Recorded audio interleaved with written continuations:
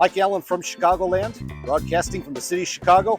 And I'm very proud to present The Fugitive, filming locations in 2023. Let's get started.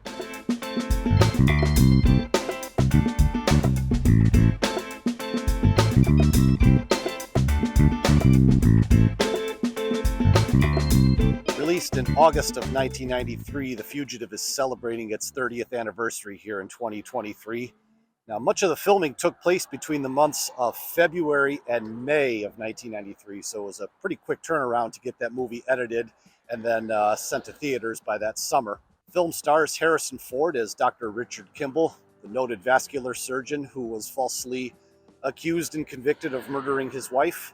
He's on the run from U.S. Marshal Samuel Gerard, played by Tommy Lee Jones. The movie was directed by Andrew Davis, who is a Chicago native, as is Harrison Ford. The film also garnered 7 Academy Award nominations, winning 1 for Best Supporting Actor by Tommy Lee Jones as U.S. Marshal Sam Gerard.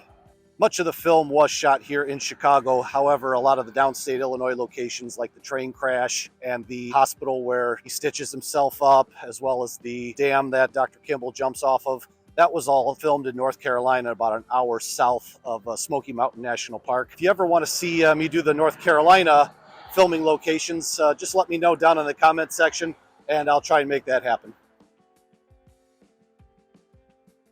Starting off in the Lincoln Park neighborhood on the north side of Chicago, right here on Wisconsin Street. In fact, this is the only scene that's filmed in Lincoln Park in the entire movie, and it's the scene of the crime, one humble abode of Dr. Kimble.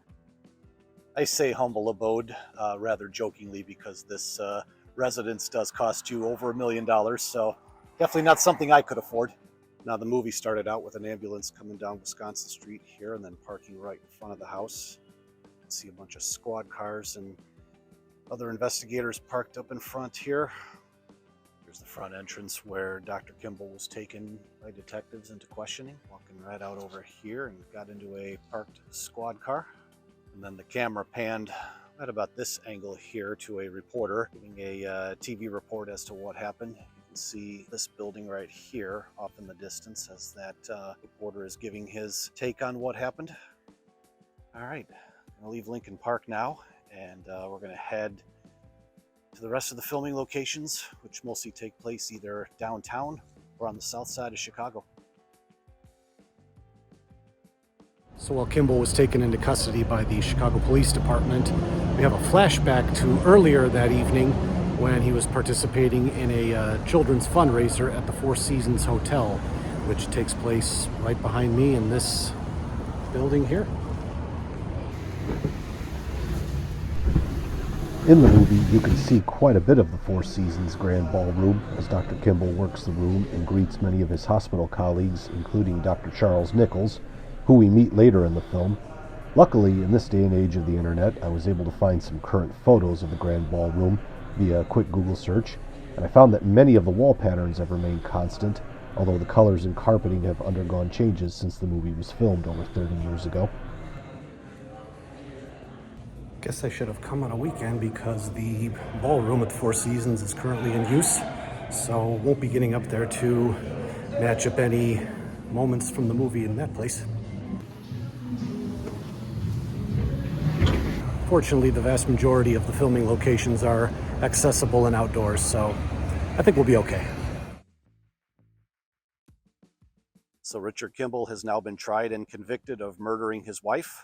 He's been sentenced to death by lethal injection, and the judge sentenced him to have that sentence carried out down at the Menard Prison in downstate Chester, Illinois.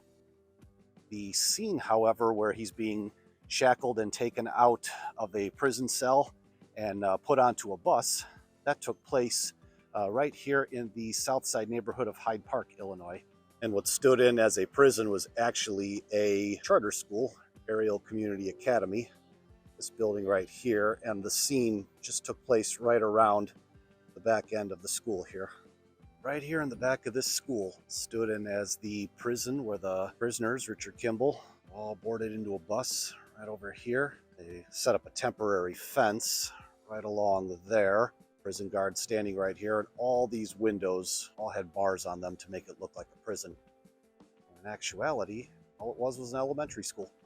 So anybody who's a Chicago Bears fan might have noticed that Otis Wilson of the 1985 Super Bowl champion Bears team makes a cameo appearance as a prison guard in this scene. You can see him handing off a clipboard to the guys that are going to be transporting the prisoners down to Menard.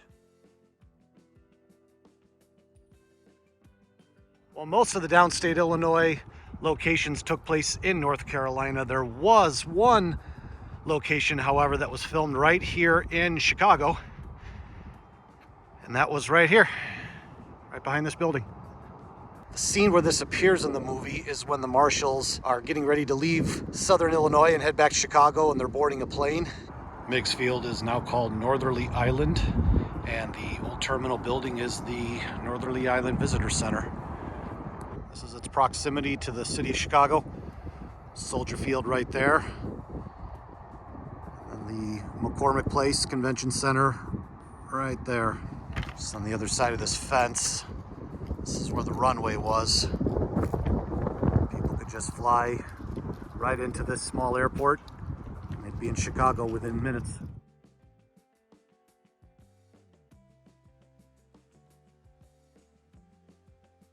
On the south side, off of Halstead Street, sits the vacant lot of what used to be the old Stockyard truck stop. This was the spot where Kimble purchases a thing of hair dye and then changes his appearance so that the cops and general public wouldn't recognize him. Now, one spot I was not able to find was the scene after he purchases his hair dye. He's walking along the street, and a Good Samaritan picks him up and gives him a ride. There's no real landmarks or anything to point out to be able to figure out where that is. I mean, it looks like it's in Chicago, but I'm not 100% sure. If anybody knows, leave a comment down in the comment section below. Right along Michigan Avenue is the 444 building, right over here. And this is where most of the interiors took place, where the Marshals had their offices and wiretaps and all of those scenes that took place right here in this building. And a lot of the times when Samuel Gerard, Tommy Lee Jones's character, is sitting in his office, you can actually see out his window the Wrigley building right over here. Richard Kimble wasn't the only fugitive that Sam Gerard and his team was after. If those that recall that have seen the movie can remember Copeland, he was the one that escaped with Kimble during the train wreck. And they end up cornering Copeland in the quote-unquote town of Whiting, which is a town just across the border in Indiana.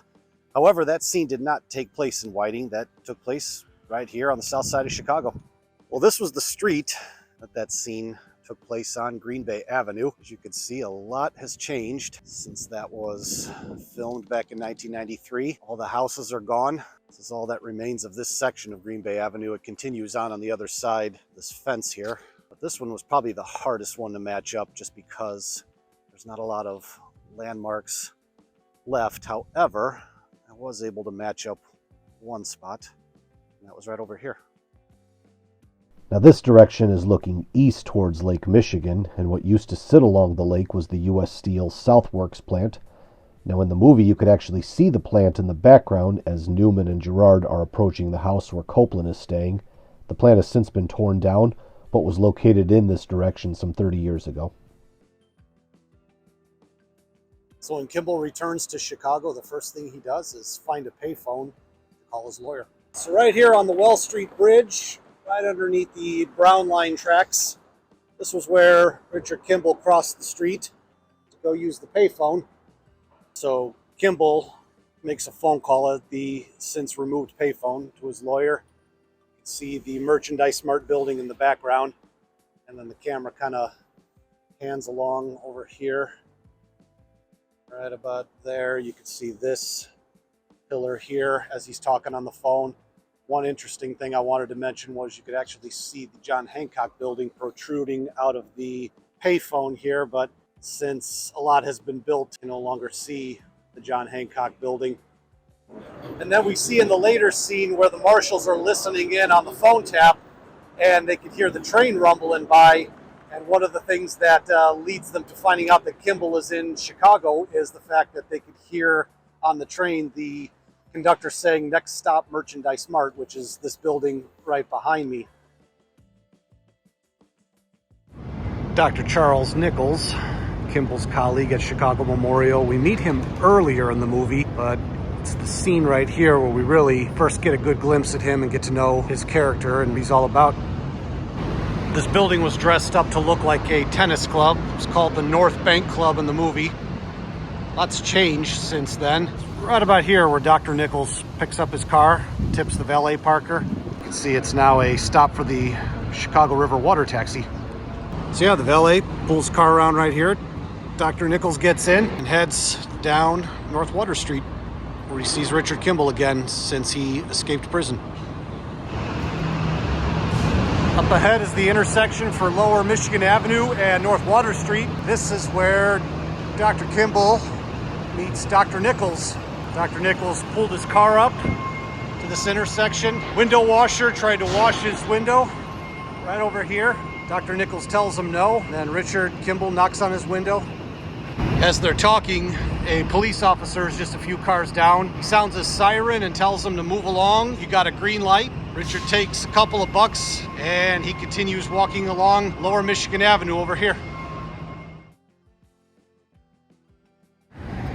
This spot here near the corner of Clark and Randolph is where the U.S. Marshals, after they had been conducting a lot of their interviews of Kimble's former colleagues, this is where they pulled out of the garage in their unmarked vehicle and got back here on the road. Now, you could see this building off in the distance in the movie, which is currently still standing, but for probably not much longer.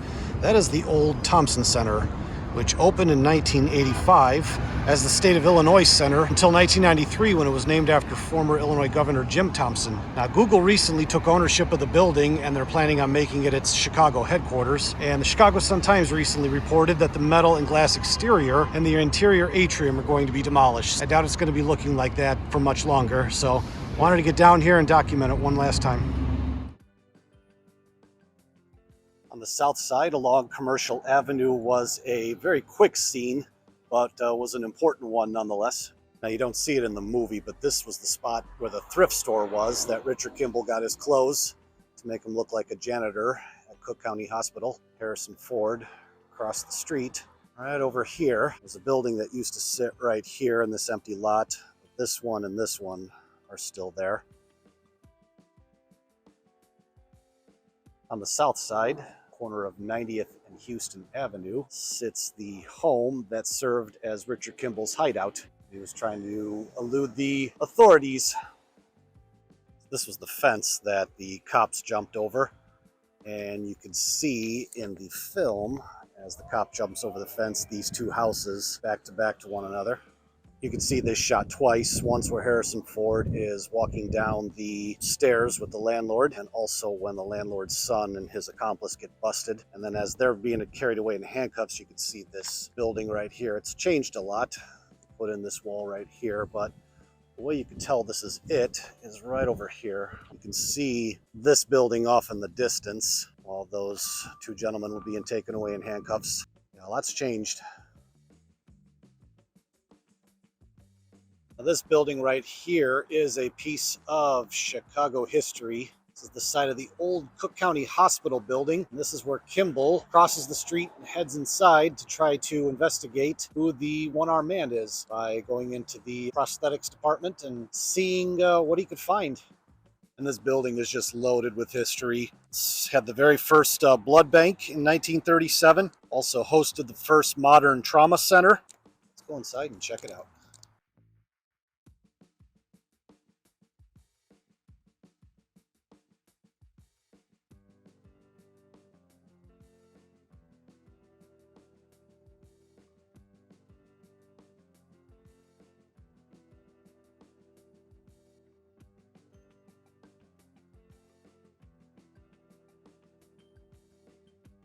Now, the Cook County Hospital scene is also the first time we see Julianne Moore's character in the movie. And she was actually supposed to have a wider role in the film as Harrison Ford's love interest. That was something that the studios wanted, but I believe director Davis was able to finally talk him out of it, because that just really wouldn't have worked in the movie, as Dr. Kimble's mourning the death of his wife. I don't think he's thinking about starting up any relationships right now. Director Andrew Davis and crew had to get permission from the city of Chicago in order to film during the St. Patrick's Day Parade, and they were also battling another obstacle in that the movie Blink was also filming the parade that day. So both production crews had to kind of make sure they weren't stepping on each other's toes during filming. And the first actual footage that you see of the parade is the boat dyeing the Chicago River green, which is a tradition that continues on to this day. And that St. Patrick's Day Parade, March 17th, 1993, took place right along here, along Dearborn Street. There's actually a moment where you could see former Attorney General Roland Burris and former Mayor Richard M. Daley. And there's a shot in the movie that kind of kicks things off right up along over here. Yeah, so looking north on Dearborn, you could see the parade starting in the movie with the horse-mounted police officers. That South Park sign right over there, and then the L stop right over here. And those of you that have seen the movie know that Kimble eventually integrates himself into the St. Patrick's Day Parade in order to elude the authorities, but before that happens, he pays a visit to City Hall. I should note that City Hall does not have a lockup, but for the purpose of the movie it did. And this is where Kimble, after walking through the plaza, he walked across the street over into City Hall to meet Clyde Driscoll. Wow, looks just like it does in the movie. Kimble's walking down this awesome hallway here. Now the stairwells are all closed off to the general public, so we're not going to be able to get around the building and see some of the other filming locations, but that's okay. However, City Hall does have payphones. Let's see if they still work. Not getting a dial tone. So Marshal Gerard's team gets up on the roof to get an aerial view after they discover that Kimble was in the building. Chase him down through the hallways, and Kimble makes his way back over to Daley Plaza. That's why you hear the marshal screaming, "He's in the plaza, Sam, he's in the plaza." Here's a better shot of the Picasso. There's City Hall, Daley building, and this is where Kimble came walking nonchalantly out of here to not draw any attention. And then Sam Gerard and his marshals followed suit. And there's also a scene where they scare a bunch of pigeons away right by the Picasso statue. Back on Dearborn Street, where Kimble blends into the parade. Now, on the day of filming, it was 21 degrees with a wind chill of 4 degrees Fahrenheit. The entire scene was shot with just handheld cameras, as both Harrison Ford and Tommy Lee Jones acted out their roles to perfection, while navigating both the weather and the real, actual Chicago St. Patty's Day Parade. This building used to be a double-decker McDonald's, and there's a scene where Gerard and his team are trying to find Kimble along the parade route, and the parade was taking place down Dearborn, and you can see a bunch of people up in those windows there watching the parade while they're eating their McDonald's. Walked a little bit further south down Dearborn, and this was right around the spot where Gerard looks inside that Kitty O'Shea's buggy to try to find Richard Kimble. I'm not sure why he would think he'd be in there, but the way you could tell is that building right here that's getting some construction work done on it is just off in the distance from where Gerard is looking inside the carriage trying to find Richard. And then it just continued on south down Dearborn, where Kimble continued to just stay with the flow and keep away from the U.S. Marshals.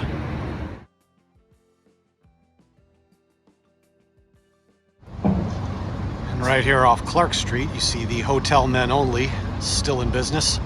This is where Richard Kimble walked out that door, changed into the threads that you see him dressed in for the rest of the movie. Off 113th Street sits the former Pullman pub. This is where Dr. Kimble phones Frederick Sykes, make sure that he's not home so that he could go break into his house and get the evidence that he needs to prove his innocence.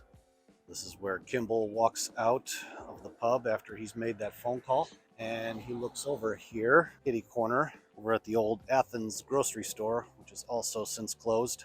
He sees a couple of police officers, so he decides, I'm going to get over to Sykes' house. I'm going to have to walk through this alleyway right over here. This is the alleyway Kimble uses to get to the back end of Sykes' house. See this part in the film as he's trying to find a way over there.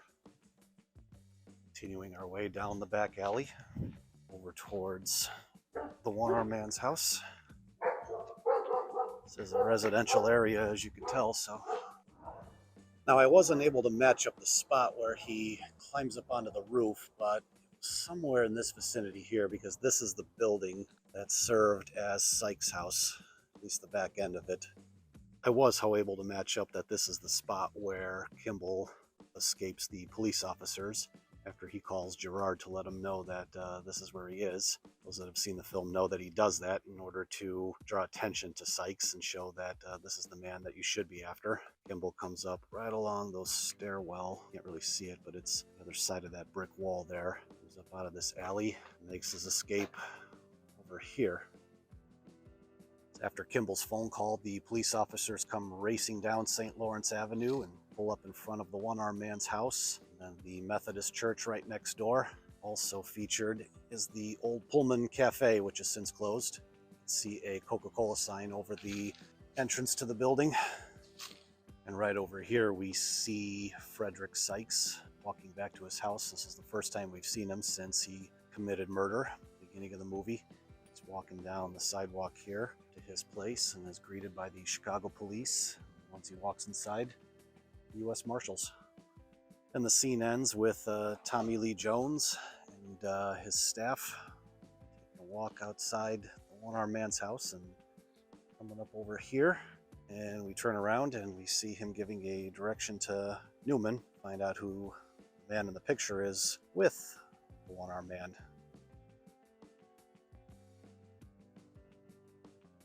In an effort to prove his innocence, Richard Kimble returned to Chicago Memorial Hospital, the hospital where he was a vascular surgeon at before he was convicted of his wife's murder. Some of the exterior shots took place here in the Hyde Park neighborhood on the south side of Chicago, the University of Chicago campus.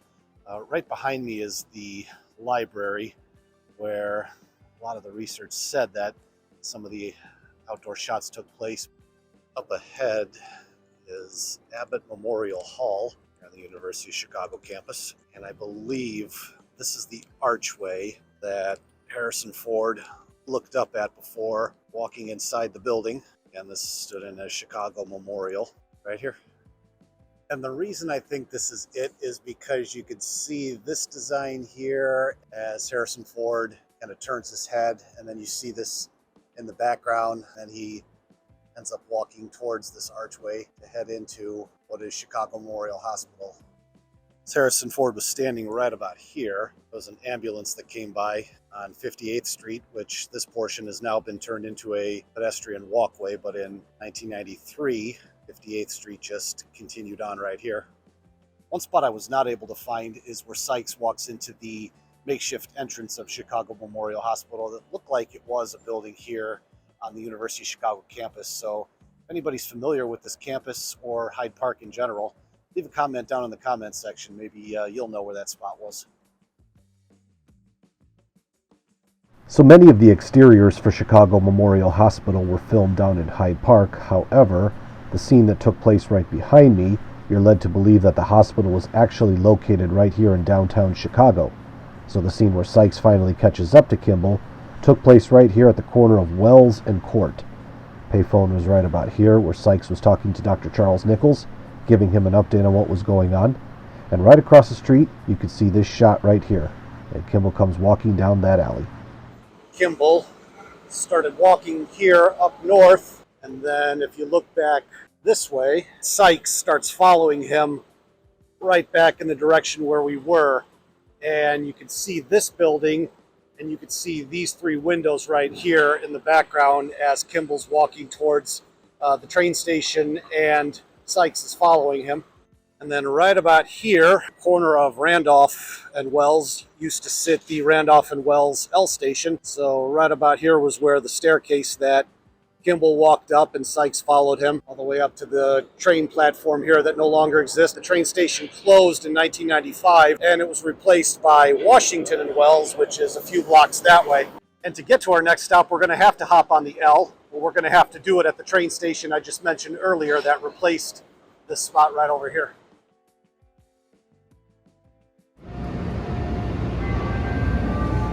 Doors closing. Currently riding the Brown Line train to the Clark and Lake station. Yeah, so Kimble and Sykes would have had their scuffle here on a Brown Line train, like similar to this one. Move to the door, Doc. Well, unlike Sykes, I did not miss my stop. I'm here on the Clark and Lake station, here on the Loop L line. And this actually served as Balbo Station in the movie. There's no such station as Balbo, but I'll explain later as to why they called it Balbo Station in the movie. But I'll try and match up a couple scenes from the movie at this station. So right here at Clark and Lake, this is where Kimble kicks the window out of the train and climbs on out and walks down this platform. And you can actually see in the movie this Clark and Lake sign right here showing that this is actually Clark and Lake and not Balbo Station.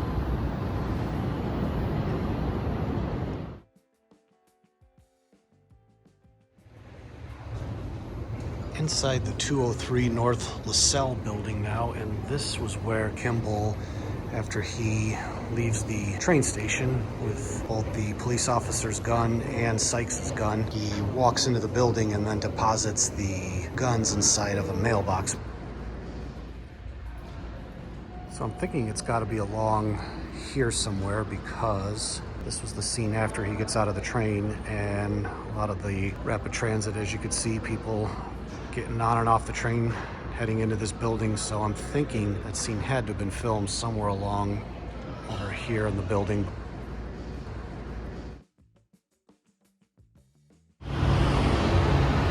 Now, before we profile the climactic scene at the Chicago Hilton, I just want to head down Balbo Street here, just give my theory as to why that train station was called Balbo.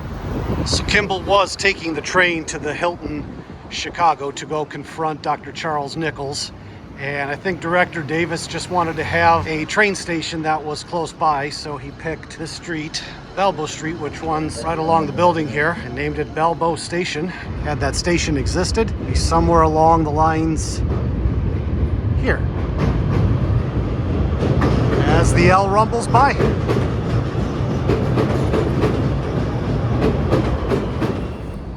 That was my one thought experiment for the video, so we'll head over to the Hilton and finish things up.